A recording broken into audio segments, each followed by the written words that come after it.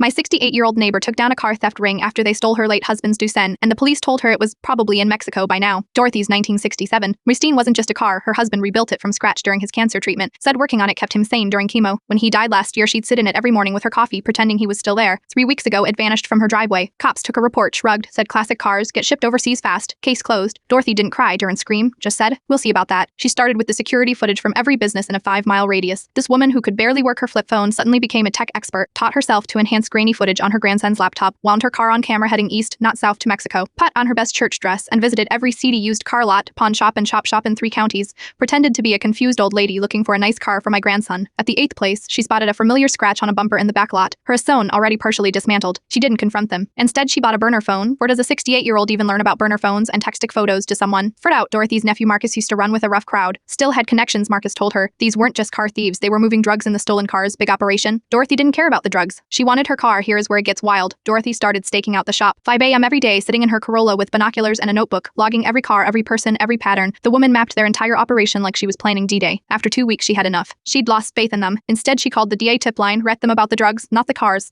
Said she'd been watching them move suspicious packages into vehicles with out-of-state plates. The DA bit hard. The raid was all over the news. 15 arrests, $500,000 in drugs, 40 stolen vehicles recovered. Dorothy's Telzen was evidence but intact. The reporter interviewed neighbors about living next to such a dangerous operation. Dorothy shuffled out in her housecoat, playing the shocked old lady. "Oh my, I had no idea. I just thought they worked till late hours." Nobody suspected the sweet grandmother was the informant. But here's the best part. The shop owner's wife came to Dorothy's house last week not to threaten her. Minus she had no idea. She came to apologize for the noise from the raid and offered Dorothy a fruit basket. Dorothy accepted it graciously, then waited until the woman left to throw it in the trash. "Could be poisoned," she explained to me. "Can't be too careful." This Ducen came back last month, a few parts missing, but Dorothy's having Marcus's reformed criminal friends restore it. They won't take payment. Said anyone who took down Big Mike's operation deserved respect. She still has her morning coffee in it, but now she also has a baseball bat in the trunk and 3 different tracking devices hidden in the car. Ask her why the bat, since she can barely lift it. "It's not for using," she said. "It's for them to see and think twice." The police department sent her a commendation letter for being a vigilant neighbor. She framed it in her bathroom, right above the toilet. "Most honest place for it," she explained. Dorothy turns 69 next week. She's asked Marcus to teach her how to use the dark web.